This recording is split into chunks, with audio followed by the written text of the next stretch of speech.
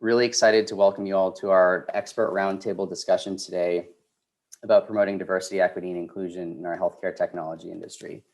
This is the third event in our expert roundtable series following earlier conversations about go-to-market strategies and building world-class teams. So today we're going to be spending some time with some fantastic industry leaders. We're going to talk about the current state of our industry, how we can hold each other accountable to our shared values, and hopefully provide a few practical examples that you can all take back to your own organizations. We're fortunate to be joined by 6 talented leaders: Diane Patrick, Senior Counsel of Ropes and Gray, former First Lady of Massachusetts, co-vice chair of the Massachusetts General Hospital Board of Trustees; Jody Rose, president of the New England Venture Capital Association and co-founder of Hack Diversity; A.G. Breitenstein, founder and CEO of Folks Health; Tori Fields, founder and CEO of Votive Health; Dr. Olan Soromekin, CEO and co-founder of Kayaba Care; and David Ting, CTO and founder of Tausight. We're going to structure this hour into 3 sections. So the first section is going to be a one-on-one conversation with Diane Patrick. Then we'll shift gears into a one-on-one conversation with Jody Rose. And then we're going to invite the 4 founders to the stage to talk about experiences that they've had in their own companies and organizations. Without further ado, I'm going to hand it off to Michael Greeley, general partner and co-founder of Flare Capital Partners, to kick us off. Hey, thanks so much, Vic. And I'm delighted to welcome my good friend, Diane Patrick, to the stage. Diane, as Vic had mentioned, has had an illustrious career, and most notably is one of the thought leaders around labor law for much of her legal career, and could think of nobody better to help set some context. Diane, great to see you, as always. Nice to see you as well, Michael. Hey, as part of the context setting, I think it'd be terrific if you could just reflect on where we've been over the last 30 years. Obviously, the last year has been important, but just put it in context where you think we are in this journey of addressing diversity, equity, and inclusion. Yeah, that's a tough one. The old adage, the more things change, the more they seem to stay the same, comes to mind when people talk about change. Over the last 30, 50 years, we've seen what appears to be meaningful change in our journey toward racial equity and other kinds of equity. And yet, as we are increasingly realizing, so much of what we have seen as change is what we're seeing is that the foundations of those inequities remain intact. And because those foundations remain intact, we're seeing it's resulting in little progress. And in some cases, I think backward movement. Just to give you some examples of that, we have for the last 50 years passed laws guaranteeing equal opportunity in employment, in education, in healthcare, in housing, in access to the ballot box and pay equity. And yet those of us who are, at least in the greater Boston area, we know, for example, that the median income of Black families in the greater Boston area is $8 compared to $247,000 as a median income for white folks. Again, using Boston as a reference, or Massachusetts, frankly, as a reference, Black and Latinx students in public high schools with similar MCAS scores, the high school achievement scores, are 29 to 33% less likely to graduate from college than their white peers. And this has so much to do with the structural issues around school funding schemes and housing schemes and lack of resources to college counseling and lack, frankly, of absence of family wealth and access to financial support for students. During the last year, as we've tried to confront the COVID crisis head on, we've witnessed what communities of color have lived all of their lives. And that's lack of access to healthcare and food insecurity and homelessness and housing insecurity and environmental challenges such as clean air and safe water, and a very deep skepticism, indeed, I'd say fear of our government. Yeah. And I'll just give you one more example that comes close to home. We elected our first Black governor and our first Black president, and now our first Black vice president. And yet we've seen racist and hate crimes increase. And it's on the rise in this country. So it's hard for me to say nothing has changed. A lot has changed, and a lot of good things have changed. But in so many ways, we feel rooted in the same problems that this country has faced for 300 years. Yeah, and these dialogues, we hope, will at least hold a mirror up to both good and bad behavior. Are there, notwithstanding that, really disturbing report card you've just laid out. Are there things in corporate America with your clients that you think are commendable, that are actually having impact? Yes, there are some things that we've done for a long time that I think have impact, but minimal. And then there are some things that I think clients and those organizations on whose boards I sit are taking really by the horns and moving with. And I think that maybe I'll just start with that because I think that's the most important and where we have the greatest opportunity for change. Yeah. I think that the most important thing I've seen is increasing the diversity of leadership from the top of the organization and then at the next tier. It's critical for so many reasons, one of which is that a lot of what holds us back is our lack of knowledge and experience with people who are different from us. We're afraid of what we don't know. We have biases against what we don't know. And so if you have no Black or brown or other kinds of diversity in your organization, there's going to be resistance, or there, in my experience, has been resistance to change and acceptance and inclusion and the like. And so I think starting at the very top, where we can see a diverse leadership, is going to be really important. Another reason that's important, and this has been true in the law firms I've worked for and in clients I've represented, when young folks, particularly folks of color, look up in an organization and don't see themselves represented in leadership roles, they leave in droves because who wants to spend their time devoting their time and energy, very little of which they have left at the end of each day, to an organization where they don't see a future. And that doesn't just include our young people of color. Our white and non-diverse young people increasingly want to work for organizations that are diverse. There are really two other things that I think are most effective that I've seen and that we're tackling again by the horns. And that is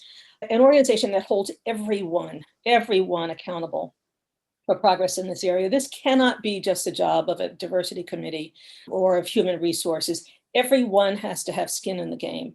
Everyone has to be part of the solution. Dan, if I may interject, does that mean measurable public benchmarks and how people are performing? Where have you seen the best impact on making that change around accountability?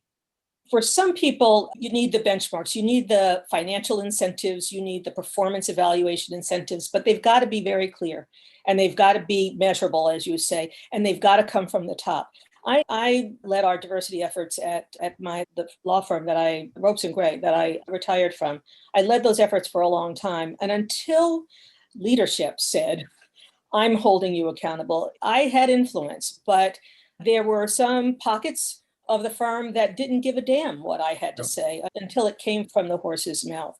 And so pay incentives, performance evaluations, those are really important. Some of the other things that I think are also important, but over the years, I think have less efficacy, if you will, and needs to be sensitivity training, unconscious bias training, mentorship programs for employees, affinity groups, those sorts of things. They've been around for years, and yes, they are helpful, but they haven't moved the needle in large enough ways.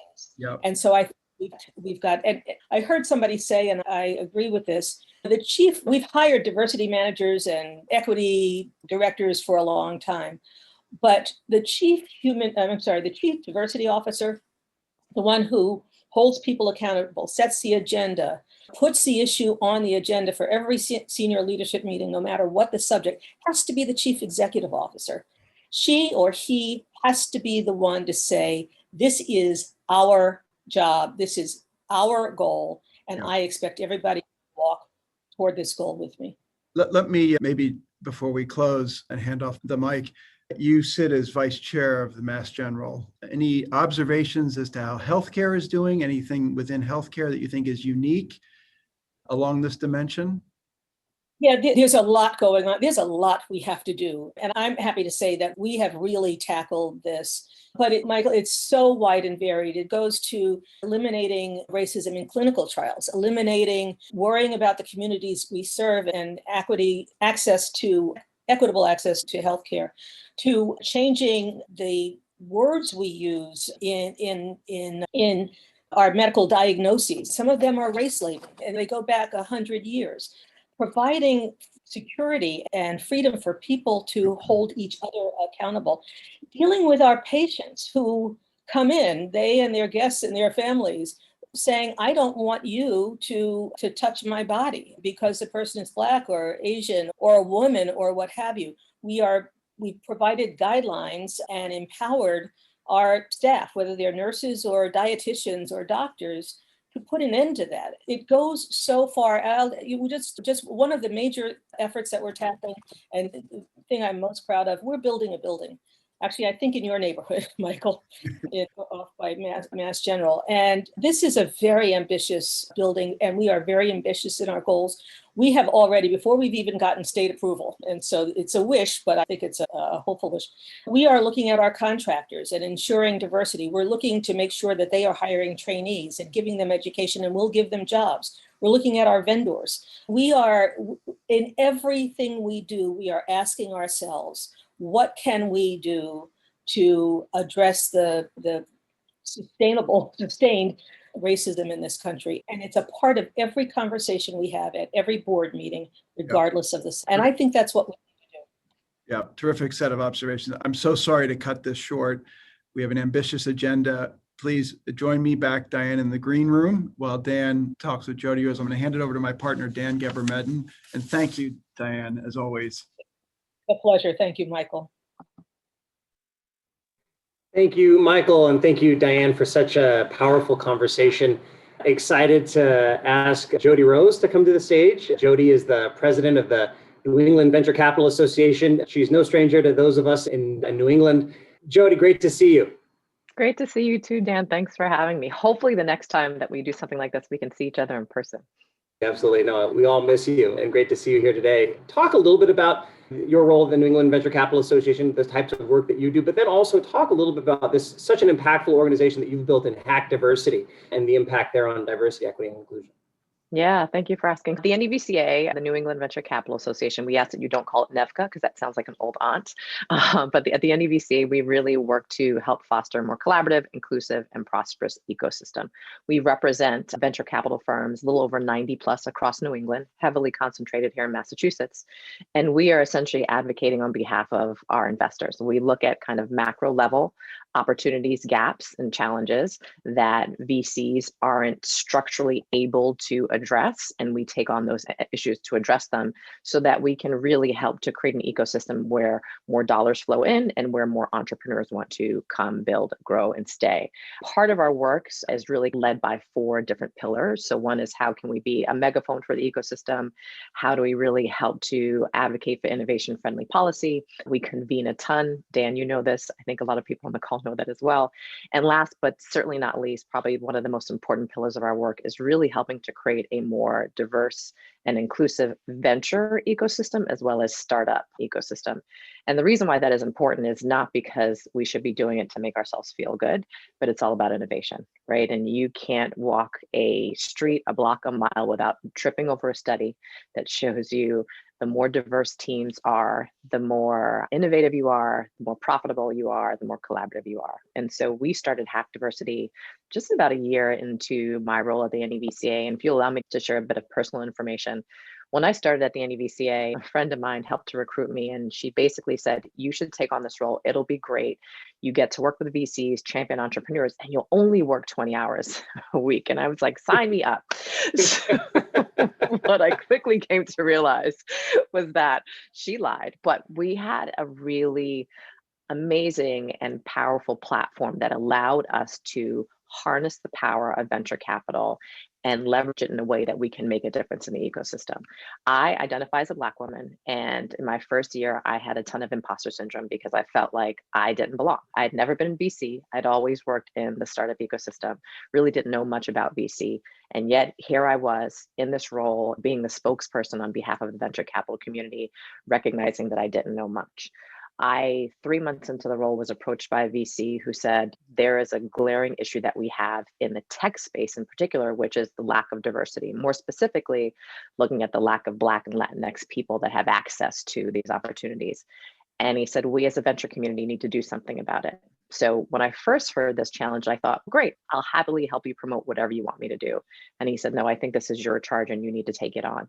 And what we essentially did was started to convene and hear from employers, chief people officers, CEOs as to how they were going about ensuring they were building equitable and diverse teams.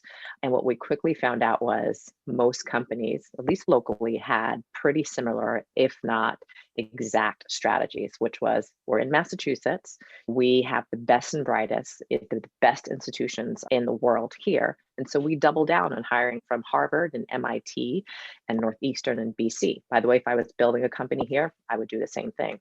What we were not hearing was how they were also accessing all 150 plus higher ed institutions to ensure that they were diversifying that workforce. And so we set out really to create a workforce development program where we essentially identify the best and the brightest Black and Latinx aspiring technologists and help connect them to top companies like Vertex and Athena Health and HubSpot, and you name it. We're working with 31 partners, while also working with those organizations to help them not just think about how they acquire talent, but also start to look internally about how they challenge themselves to create an environment where anybody, regardless of gender, race, creed, feels like they belong and they have a stake in the game. And so we are really focused on making sure that we take the tech industry. And when we say tech, we look at companies that are tech enabled, right? That leverage tech to basically promote their innovation and take their product to the next level, to ensure that they're taking their numbers from less than 6% of Black and Latinx that are working in their organization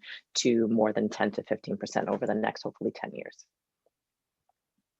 Such an amazing program, and it really is a template and example for the rest of the industry and the rest of the nation. As somebody who's benefited from pipeline programs in my own development, you find out that oftentimes opportunities are limited by what you're exposed to. And so I That's think exactly you right. guys are creating real impact in our industry. And so it's greatly appreciated. So thank you for all the work that you do. As the lead up to this roundtable series, we did a pre-session survey. And one of the questions that we got most frequently from our attendees is, what does representation look like today in our industry? What does DE&I representation look like in the venture and the startup world in your perspective?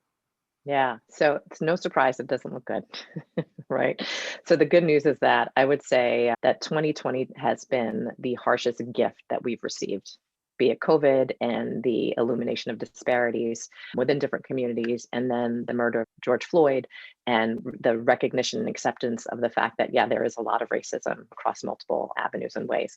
I will say, if we look at the venture community more specifically, it is still predominantly white male. Less than 2% of venture capitalists are Black men.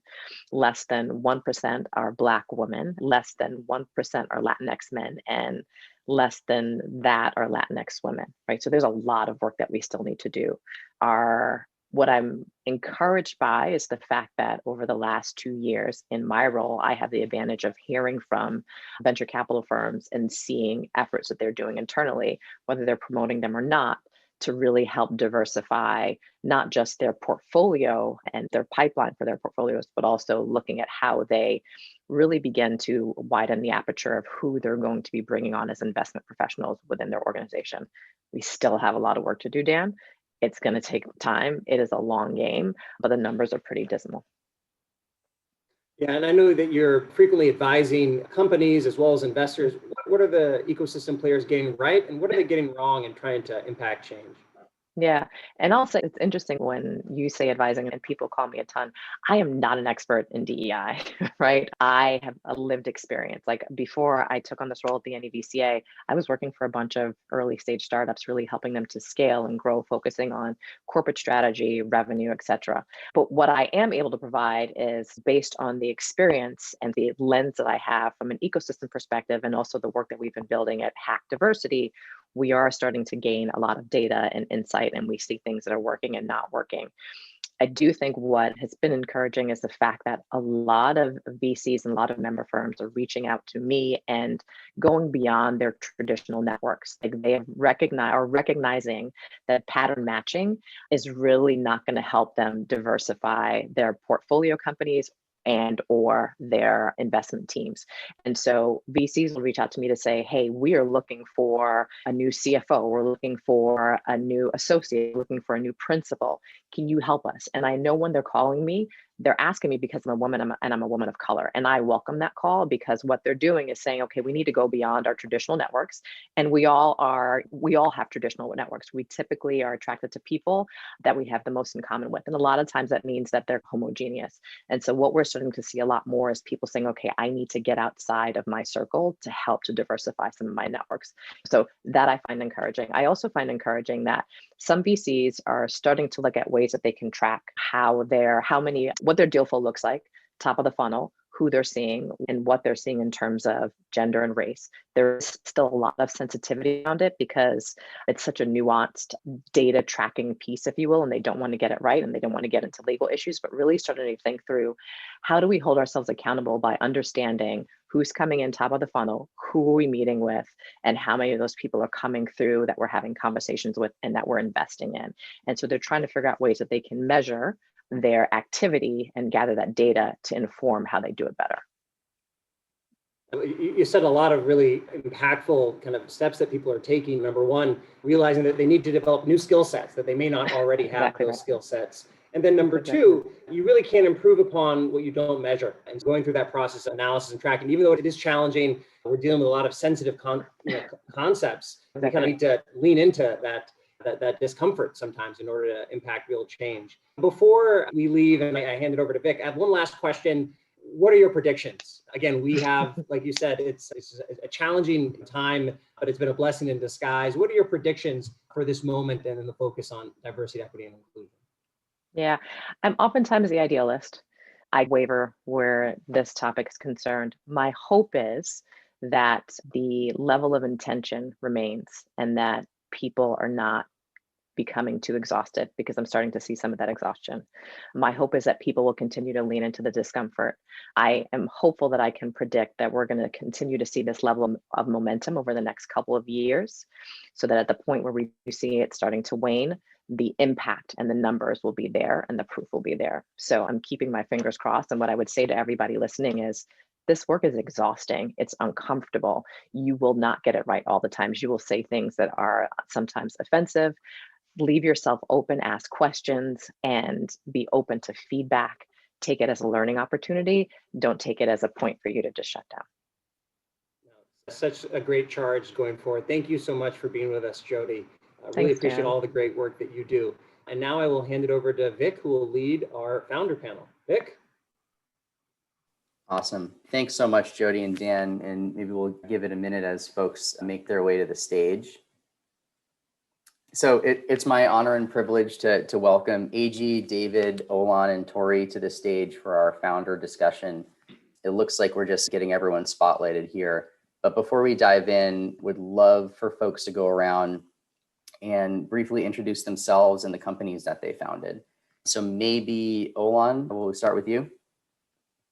Hi, Vic. Thanks so much for the opportunity to be part of the panel and be part of this discussion. So Olan Cheremek, I am one of the co-founder and CEO of Kayaba Care. We are a home-based technology-enabled maternity support service launched in Philadelphia, New Jersey, with the purpose of serving underserved populations and improving maternity outcomes for mom and baby. Nice to meet everyone.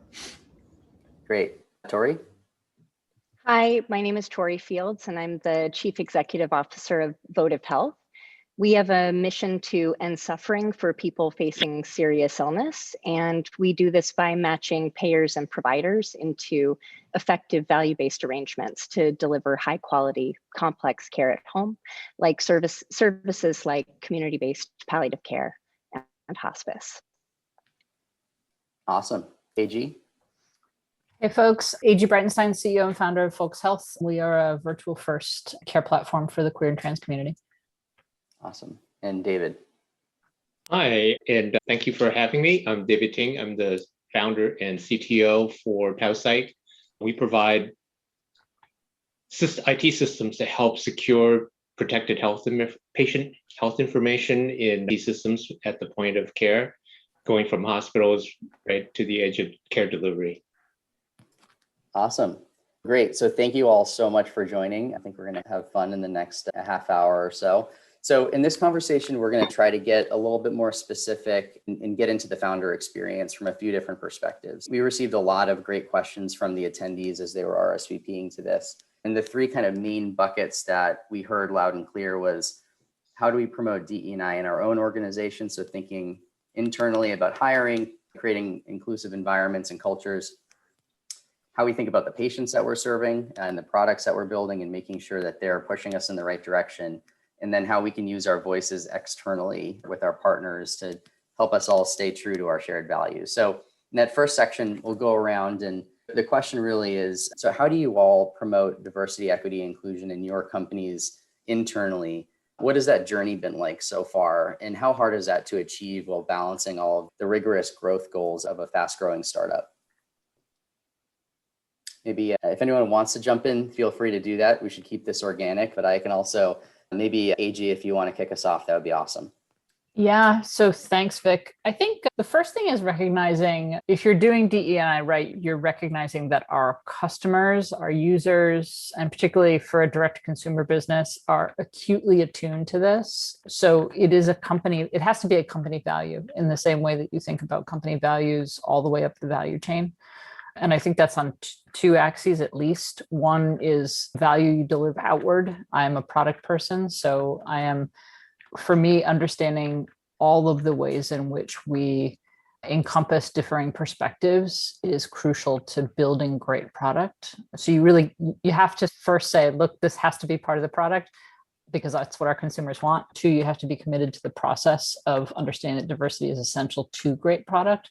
And then everything doesn't flow entirely from there because it's still a lot of work. Let's be honest, our recruitment and infrastructure for finding people in venture-backed companies is still reflective of a largely white, cis male, privileged, heterosexual backbone. That's what's out there. So pushing our recruiters to help find great talent and even looking for talent in new ways. So you really have to connect it all the way from the very ground of what you're trying to sell all the way through the organization. If you're trying to do it as an afterthought or an add-on to the agenda, then you're not really understanding your business. I think that's a really good point, AG. Votive Health was started during COVID, and we're a seed stage company. And so we were able to take a little bit of a different opportunity to think about diversity, equity, and inclusion during this time. And one of the things that I was really intentional about in founding the company was to think about values that are representative of the population that you want to serve. So in thinking about what that community-minded value looks like for serious illness, we know that there's a huge health disparity in accessing care for people with serious illness, things like advanced care planning, palliative care, and hospice. And while there are really low rates of hospice in the country, there's huge disparity in who actually accesses these types of services. And so to solve for that, what we really look for are for people with diverse skills who actually are representative of that community that we want to serve and who are leading with mission and vision. And we started to think about focusing on a team who was rooted in this commitment to end suffering and wanted to apply their skills in different ways and wanted to work hard to learn. And for me, I, like Dan, really benefited from pipeline programs in thinking about even starting or founding a company. And so what we're working on doing is really mixing those who have more seasoned skills and have had a lot more experience because they've had access to those opportunities to grow and to lead programs or lead their own companies, and other individuals who haven't been able historically to have access to those opportunities to develop leadership skills and to grow. And by really matching those, you're able to give people that opportunity to grow and to develop those skills that maybe they weren't able to get at Harvard or Boston College or something like that. Interesting perspective. When I started HealthTech, I had a slightly different perspective. I wanted to have a diverse workforce.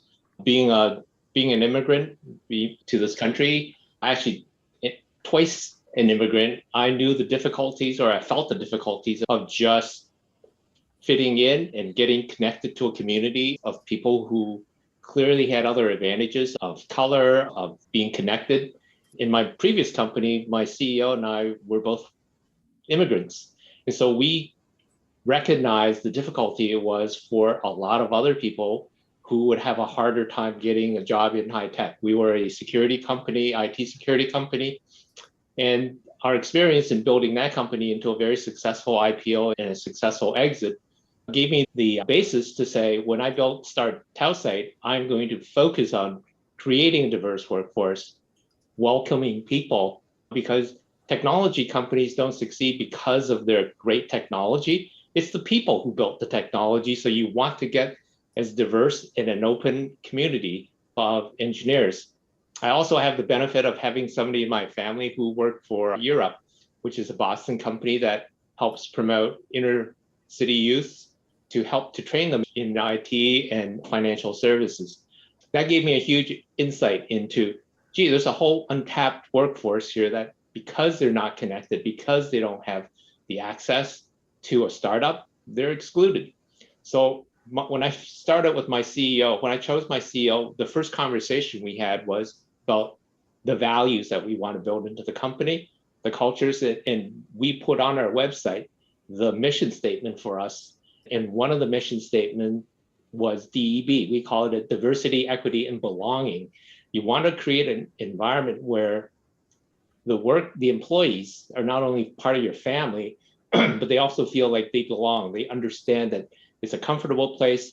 You're here because you can do the work and because you are going to be part of an experience in building a company from nothing. The other side, you guys also have brought up, AG and Nolan, you brought up the fact that your customers want to have that diversity. We deal with healthcare IT, and having been in this space, you recognize that healthcare IT is as diverse as the patients they treat. So why should your IT support people, why should your engineers be of one ethnic origin or ethnicity? And so we wanted to incorporate as broad a swath of as broad a swath of people as we can find. And I think it's been very successful. I think everybody quotes the McKinsey study of saying, oh, diverse companies are more robust, they're more productive. I can tell you, it actually makes for an experience for our employees. They actually look forward to being part of the DEB initiatives. They participate in the surveys. We have a DEB interview process that our employees go through. Candidates go through, and I think it's a really good experience. We've had people who say, I wouldn't have joined here because if I didn't know you believed in this. And I think it's a very important part when you start a company to start it early, put that into your culture. My CEO is the head of that DEB committee. You get that buy-in right at the top. It is everything you want to do to drive the message from the very top. We support these initiatives. So that's our perspective. I do agree with everyone. And one of the fortunate things about being small and founding the company, to David's point, it's something that you need to want to have. It is not easy in terms of like the pipelines of candidates and how you build your team, especially as you grow and scale in. But I think there are a couple of things that myself and my co-founders knew early on. I think one was, if you don't measure it, and I think Dan had mentioned it, if you don't measure it, it doesn't really work. And so one of the things that we make it a point to is to call out at each level of the organization, what does it look like? Obviously, we're a health services provider. So at all levels of the organization, you want to make sure that you're making every effort, and you want to make sure that all the leaders that you bring on after the co-founders recognize the value of diversity and inclusion. The second thing that would really call out is, as you build the ecosystem that supports the startup to grow and to scale, making sure your partners understand the value of diversity and inclusion to you. From the time when we were looking at capital partners to the time we're looking at PR and marketing or other agencies, truly just highlighting that as a need for something that you're looking for and recognizing sort of the value of that, I think is like tremendously important. Someone will ask the question is like, how do you go fast? I think if you put the right leaders in, we all recruit from our networks, and we all recruit. If you have leaders that have taken a non-traditional path to where they are, they're more likely to have a diverse networking group. So even the team that you put on early, if you have the right team, I think you could scale with diversity and inclusion in mind, and you know that you're looking at all the candidates. But I agree with all the panelists in terms of, and I was taking notes and think it's something that if you focus on and recognize the value and do the work up front, then it scales as you scale. That's awesome. A lot of good thoughts. And I think what I jotted down is people vote with their feet. And so hiring people and creating an inclusive environment is important for a lot of different reasons. Buy-in at the top, and we have to measure it to improve it, among a lot of other great things. So we have a lot of other questions, but to make sure that we get through the major themes here, the next perspective that we heard in our feedback from the event, thinking about the patients that we serve. Right. So each of you have founded transformational healthcare companies. Some are working directly with patient populations that have been historically underserved by the kind of mainstream healthcare ecosystem. And others are building technologies and services for some of the largest institutions in the country and in the world. The question really is, can you tell us a little bit more about the products that you're building, the services that you're providing? How can we be intentional that what we're building for patients is actually helping reduce health disparities and health inequities in our communities, and that we're not building in unknowingly implicit bias into the products that we're building? I'll go first. We're building maternity support services and solutions in partnership with OB practices to serve mainly inner city populations that have been traditionally underserved. So we focus on low-income, commercially or Medicaid insured patients in inner cities. And I think a couple of things that are really important. Majority of our patients are from underserved communities that have faced inequities. And one, recognizing the need for building trust and having a presence in the community and hiring from the community is really key. And so we make it an effort to identify roles that we could hire from the community and to be present in the community. I think the second thing that we recognize as we build out the team is making sure that our team is able to listen to the patient. And that is a really complex thing, right? Because it's listening to what the patients tell you, as well as what the patients don't tell you, is almost equally as important. And just recognizing that for us to build solutions that could address and meet the needs of the communities that we serve, our team has to be able to listen and pick up on what's being told and what's not being mentioned as we design solutions that meet those needs are really key. And then the last is like, we truly have to build community partnerships that sort of emphasize our commitments to the community. Outside of the traditional partnership model that most startups will look at, really thinking as to what are our community partnerships and what do they look like, and how do we maintain and build those partnerships. But that's how we tackled it, and that's how we continue to tackle it. That's great. And I would imagine the kind of concept of social determinants of health here is even more important as we're thinking about some of the barriers to care that might be unique to certain patient populations or more prevalent there. So thanks so much for that. Any others want to jump in with either how we're serving patients or building technologies? So I would say similar to Olan, we are working with community-based home and hospice providers to deliver a standard set of services for community-based palliative care.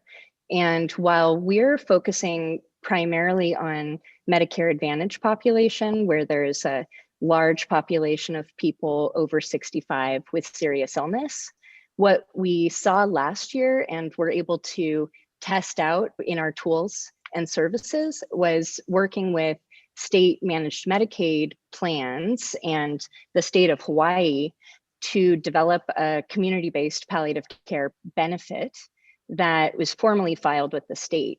And what that gave us the opportunity to do was actually test out our data extraction, our risk scoring, all of our patient triage pieces supporting the state Medicaid program.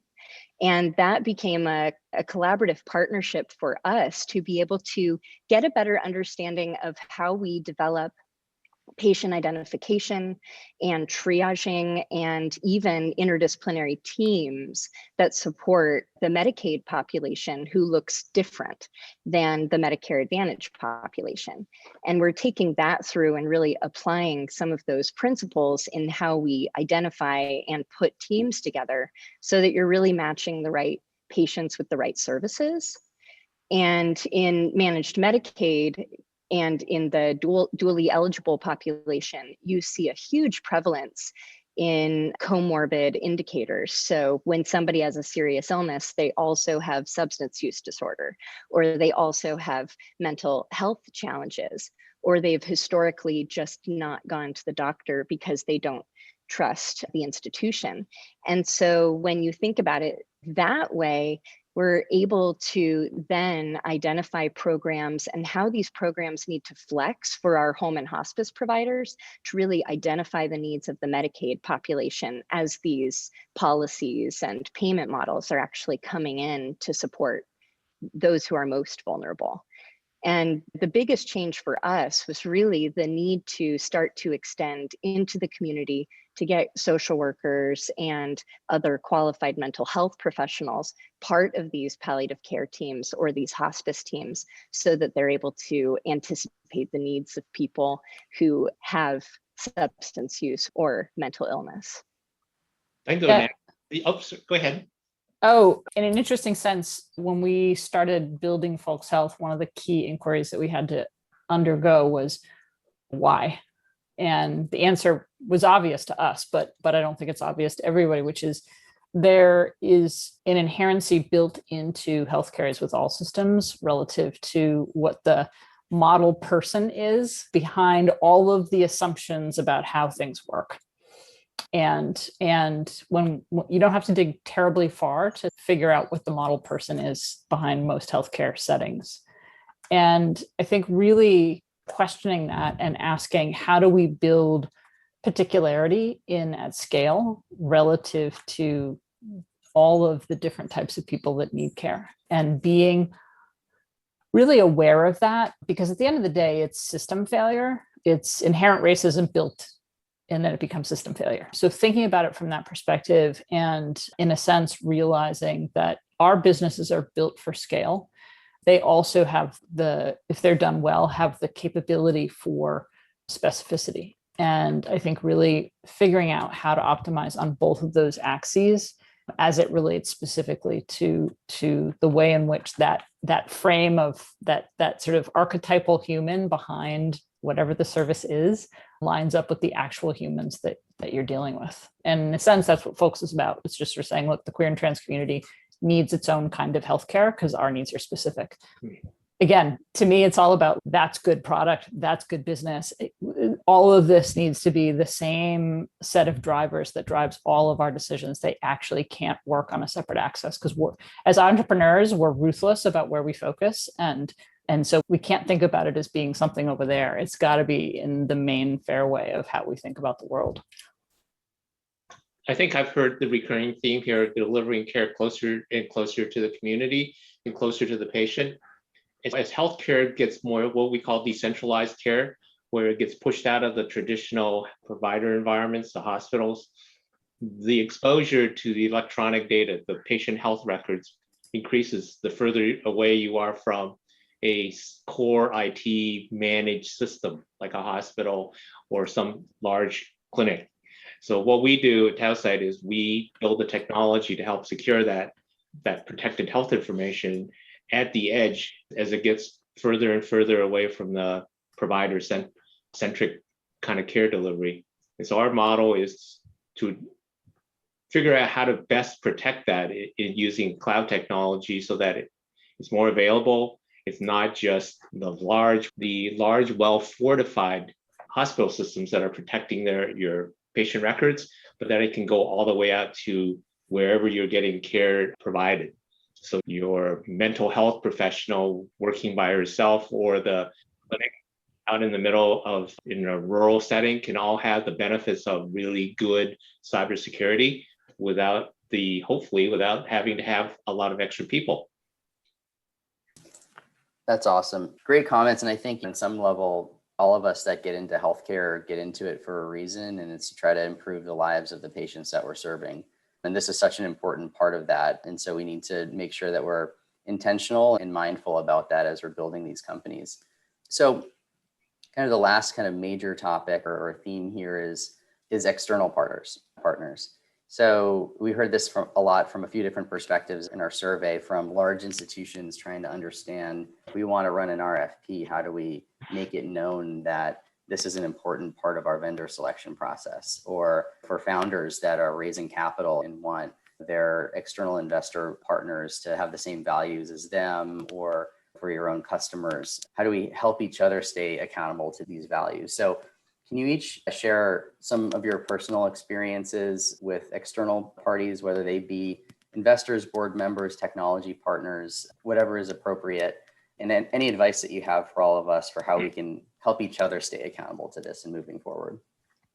This is one of my favorite conversations, actually, because I'm a pain in the ass, and I really like holding things up for people and being like, hey, you can do it in a really playfully challenging way and kind of skirt past people's natural resistance to things. And I'm very upfront about this. And I'm like, I'll bet you've never thought ever about lab normals for trans folks on hormones.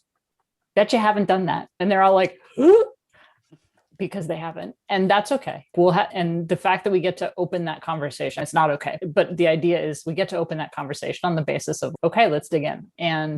And really just use this as moments of opening people's apertures and thinking about the ways in which, again, there are inherent assumptions made in the system that we're just not aware of. And I like to approach it from a perspective of playfulness, because I think most people, and it's a really good test for people you ultimately want to work with, because if they respond well to that, you actually know you have a good partner in the sense that they're going to welcome change. And obviously somebody who's going to react well to you when you say, look, I don't act or seem like your normal partner, but this is really important to me. Can we chat about this? But it is a web of accountability, and understanding that that's what makes it strong, is not saying, look, there's a person who's responsible for DE&I and we just let them worry about it, because that doesn't work. And there's a company that's trying to do that, doesn't work. It has to be a web. We have to share the burden together. And by all starting to ask those questions and all doing that, I take a little burden off of David's shoulders to ask questions about queer and trans folks. We just have to take a little bit of burden off of all of our shoulders so that we share that and it becomes a community norm, as opposed to the awkward question at the end, which is an afterthought. I think it's a really important point. I see that in terms of sharing stories. So we sell businesses by sharing a story, and we also give people access to care by being intentional about the stories that we create. And so in palliative care and hospice, these are really rich stories. When I was raising our first round of funding, I saw individuals who were really united around a very deep, vulnerable topic like end of life, and where things go wrong at the end of life. And the diversity of those stories is really important. And being able to have people on our team who are diverse and able then to present and able to share their own experience really helps them create or weave that fabric, where then you're putting that message at the center, where you're actually saying, I'm being intentional about this. And in your press materials or in the pictures that you use or the stories that you use to really paint the picture of need, you can think about that patient, that model patient, a little bit differently. And I think that our team has found that shared story and shared value really uniting, and also a way for us to collaboratively weed out who those investors are and also who those partners are who don't align with the story we want to tell. I think one of the things that I would say is to be unapologetic and to bring up that conversation upfront, not at the end. And what I do mean by that is, as you think about the partners, be it capital partners or vendors, to really highlight the importance of it, not only because you believe it's important for your organization, but it's important for their organization and ultimately the customer, right? In terms of you're helping us shape our message, you're helping us provide direction to better serve the patient. And if you do put it up front and say, this is something that's really important, what are you doing about it? And do it in a way that is not accusatory, or it does give the opportunity for us, hopefully, to make a better partnership and they understand what we value, but hopefully also impacts what their organizations value and how they think and build. AJ, you mentioned that they have someone in their organization focused on DE&I.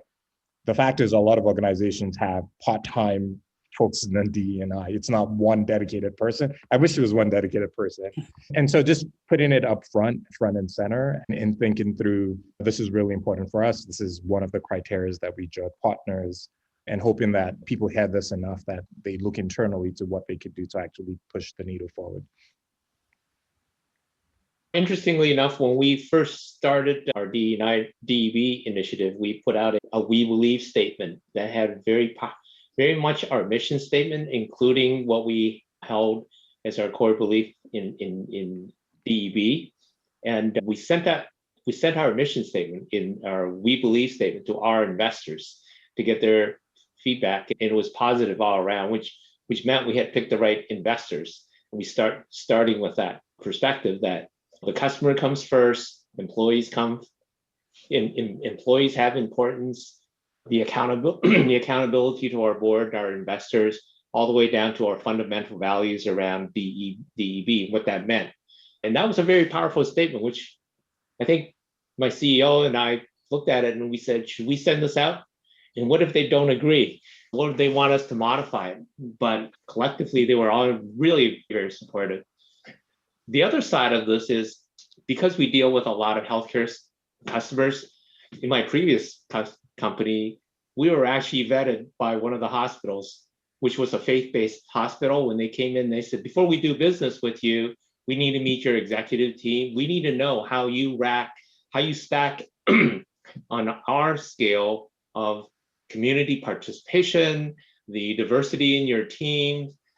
Basically, they want to do almost a full half-day assessment of us before they would sign a contract, which was really a telling statement. It was fortunate that day. It was in the middle of summer. We had a summer program to have community city kids come in to see what a tech company looked like. We had all these kids running around. And I said, look, totally not scheduled, not coordinated. We didn't even know why you guys wanted to come up here to talk to us. It was the CFO's team evaluating a vendor. And I said, if you want to go and talk to our employees, talk to the kids, this is what we're about. We want to be part of the community. We believe in giving back to the community. We have a very active program in having our employees engage with the community. And in 10 minutes, this woman comes back and said, you guys scored really well. We can do business with a company that really believes in what they say. And I said, this is not scripted. We do this all summer long because this is how your employees get charged up. They get charged up when they can tell their story to the other kids. I had 12-year-olds come in and say, is this what a startup looks like? And these kids and we had them for pizza. We had them for doing events. This is what good companies do. We should be doing that and setting that model. That's awesome. Really appreciate you all for joining today. This is an important conversation. We're just hoping to keep things moving and encourage everyone to reach out to us and challenge us, share your stories. Really appreciate the time. Thanks so much for joining and have a great day. Thanks, everyone.